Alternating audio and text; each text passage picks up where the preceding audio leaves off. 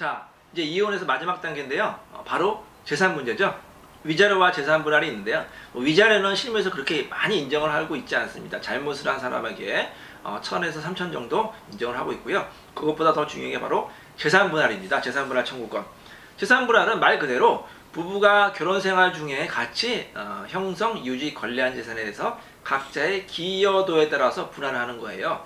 예를 들어서 결혼했는데 남편은 열심히 회사 다녀서 돈을 벌고 아내는 이제 집에서 가정살림 열심히 하고 애를 키웠다. 근데 뭐 집 한 칸 마련하고 뭐 연금이 있고 통장에 뭐 예금이 얼마 있다. 이런 경우에 어떻게 될까요? 그 재산을 분할하면 됩니다. 그럼 얼마씩 나눠야 될까요? 각자의 기여도에 따라 나누는 건데요. 남편 같은 경우에 이렇게 주장을 해요. 자신이 다 밖에서 돈 번 거기 때문에 자신이 대부분 가져야 된다. 아내는 돈 번 게 없다. 하지만 그렇지 않습니다. 우리 가정주부 같은 경우에도 이 내조의 기여도를 인정하거든요.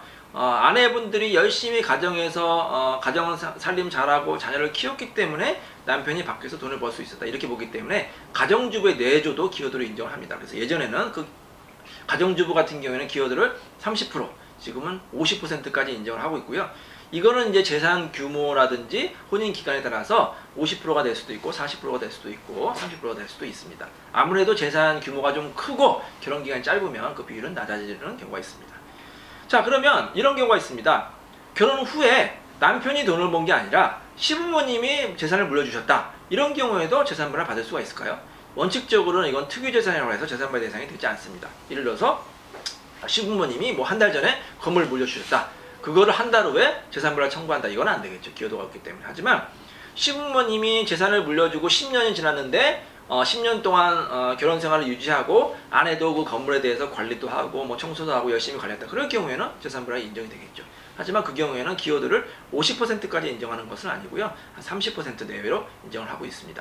이 논리는 결혼 전에 취득한 재산도 마찬가지입니다. 예를 들어서 결혼할 때 남편이 지불해왔다. 아니면 결혼 전에 남편이 어떤 상가를 가지고 있었고 결혼 생활 후에 별다른 재산은 없고 그 옛날에 있었던 재산이 조금씩 가격이 올라가지고 나중에 이혼한다. 이 경우는 어떻게 되느냐? 이 경우에도 되는 경우가 있고 되지 않는 경우가 있습니다. 예를 들어서 결혼한 지 1년밖에 되지 않았다. 그럴 경우에는 상대방한테 별로 기여도가 없잖아요. 그럴 경우에는 특유재산으로 재산분할이 되지 않지만 결혼했는데 뭐 10년, 20년 지났다. 그러면 결혼 전에 갖고 있던 재산이 계속해서 증가하거나 아니면 유지가 됐기 때문에 그 경우에는 다른 배우자에게 재산분할의 기여도가 인정이 될 수가 있기 때문에 재산분할의 대상이 될 수가 있고요. 요즘에는 재산분할은 웬만하면 다 모든 재산이 됩니다. 결혼 후에 생긴 부동산, 예금, 주식, 펀드, 뭐 자동차, 심지어는 연금까지 되고 있습니다. 여러분 뭐 아시겠지만 국민연금 같은 경우에도 분할연금 제도라고 해서 일정 요건이 해당하면은 연금 분할을 청구할 수가 있고 공무원연금, 뭐 사학연금, 뭐 군인연금 이런 연금도 재산분할 대상이 될 수 있기 때문에 참고하시기 바랍니다. 자, 이렇게 이혼 잘하는 법에 대해서 말씀을 드렸는데요.